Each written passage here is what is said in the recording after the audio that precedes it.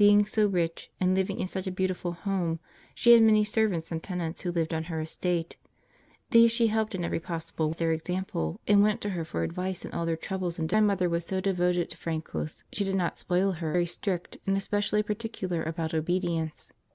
Francos had a very strong will of her own, and liked to have her own way, to punish her. One morning, when the little grandchild disobeyed her governess, she was told to go as a punishment to the top of the stairs, was sent for. Francos did not like this penance, so she said to her grandmother, "If I go there, I shall scream so loud," for she knew her grandmother could not bear much noise. "You must go all the same," was the reply, "and remain on the landing till you are given permission to come down." Very unwillingly Francos began to go up the stairs, saying as she went, "I will not stop. I shall make too much noise." At last she arrived at the landing. Then opening her mouth, she began to scream at the top of her voice, until her grandmother, frightened that she would injure her, down. Francos was triumphant, and with a smiling face came down the stairs, holding the hand of her governess. "I told you I should scream," she said, feeling she had conquered. But her grandmother, calling her to her side, told her of the little child Jesus that his dear mother by his obedience and gentleness, but that now he was in heaven watching the little children whom he loved so dearly, and of how they were disobedient. The little girl's eyes filled with tears. She had not thought of this. She would not make him sad again. No, she would go once more to the landing and stay there so quietly. Then without another word she climbed the stairs a second time and remained for a full half-hour upon the landing, to make up, as she said afterwards, for displeasing little Jesus.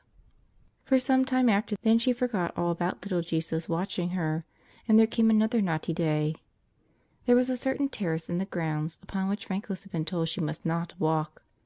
But just because it was forbidden, Francos felt a great disgust. She went and was immediately sent for to be punished. The penance over, she went out again, and again returned to the forbidden terrace, saying as she went, "I want to go, so I shall go, just because I want to," sent for, and the penance repeated. But even this did not stop her. 6 times she deliberately returned to the terrace. 6 times was she brought back to her grandmother to be punished, and only after give in. Francos very early understood the difference between really wilful naughtiness and what was simply thoughtlessness. Given her a pair of new shoes ornamented with large rosettes. The rosettes became wet and dirty. Noticing this, her governess began to scold her for spoiling them. But Francos replied, "Why do you care so much about it? It isn't a sin to dirty rosettes." Another day, while they were out in the garden, Francos, who was only 4 years old, she immediately began to scream aloud with the pain. Her governess told her she had much better be quiet and bear the pain for her sins. "Sins yet," the little girl replied, "but I will stop crying for the love of Jesus." And she did. When Francos was 6 years old, she was prepared for her first confession. She told the priest all the sins that, to her surprise, he only gave her 2 Our Fathers for her penance. "Fancy," she said to her governess, "only 2 Our Fathers!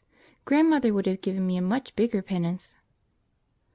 But the governess told her that Our Lord had done penance for her when He had shed His precious blood during His bitter passion, and it was this precious blood that cleansed her soul in the